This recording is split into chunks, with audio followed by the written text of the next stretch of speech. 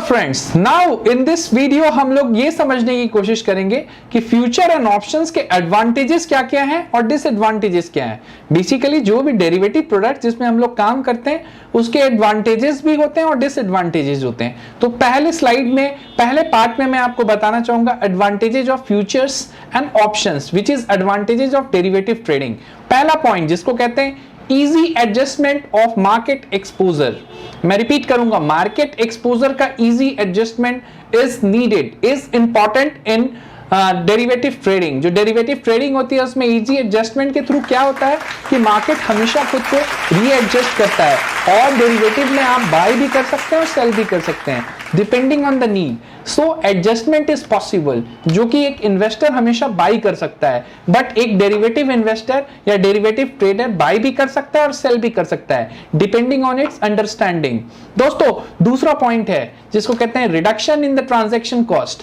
अब दोस्तों आपको पता होगा कि जो भी हम ट्रांजैक्शन करते हैं बेसिकली नॉर्मल कैश में या फिर डिलीवरी बाइंग में, उसमें दो चीजें लगती हैं, पहली ब्रोकरेज और दूसरी उस ब्रोकरेज के ऊपर एसटीटी लगती है।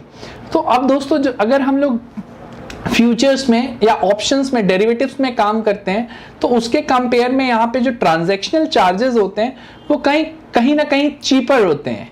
तो दूसरा पॉइंट ये है। तीसरा पॉइंट, सेम डे सेटलमेंट होता है। That is the biggest advantages of future and option. Normally आपको पता होगा कि T+2 पे होता है सेटलमेंट अपने कैश का। कैश मतलब लॉन्ग टर्म वाले जो पोर्टफोलियो शेयर्स बाय करते हैं उसका जो सेटलमेंट होता है वो हमेशा T+2 पे होता है।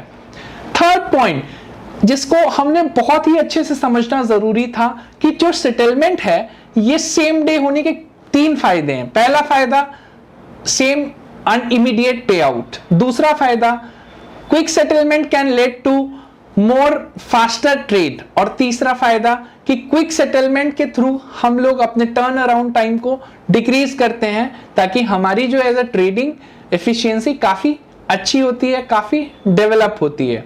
चौथी चीज, no disruption of underlying asset management. मतलब जो भी हम लोग एसेट हम लोगों का अंडरलाइंग है वो हमारा एज अ ब्रोकर जो होता है उसके थ्रू जो अंडरलाइंग एसेट होती है उसकी वैल्यू प्रोपोर्शनेटली फिक्स होती है, तो कहीं ना कहीं उसकी वैल्यू हर मोमेंट पे चेंज नहीं होती है। तो no value change in the underlying asset management. पांचवा पॉइंट क्या है कि जो क्रेडिट है वो सेम डे पे आपका for a particular risk period होता है। मतलब ऐसा नहीं है कि आप जो अभी जैसे सपोज आप बाई करते हैं तो उसमें जो रिस्क होता है और रिवार्ड होता है कहीं ना कहीं वो लॉन्ग टर्म के लिए अच्छा होता है, बट इसमें अगर हमें लगता है कि आज हमें सेल करने से फायदा हो रहा है तो हम सेल करके भी पैसा कमा सकते हैं। तो जो हमारा स्पेसिफिक टाइम ड्यूरेशन है ट्रेडिंग का वो कहीं ना कहीं कम हो जाता है। इस टाइम ड्यूरेशन के कम होने से दो फायदे हैं। पहला कि हम लोग के पास एक कैपिटल अवेलेबिलिटी होती है और दूसरा फायदा कि जो रिस्क रिवॉर्ड रेशियो होता है वो कहीं ना कहीं ज्यादा फेवरेबल हो जाता है।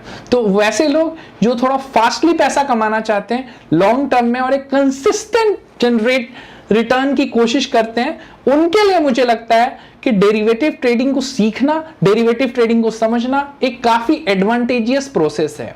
तो दोस्तों ये पार्ट 1 है वीडियो का जिसमें मैं आपको एडवांटेजेस बता रहा हूं फ्यूचर एंड ऑप्शंस के। आप सभी को ये वीडियो कैसा लगा जरूर कमेंट कीजिए, लाइक कीजिए, शेयर कीजिए और सब्सक्राइब कीजिए। इस एडवांटेजेस के बाद हम लोग जो सेकंड पार्ट बनाएंगे वो होगा डिसएडवांटेजेस का, डेरिवेटिव्स का।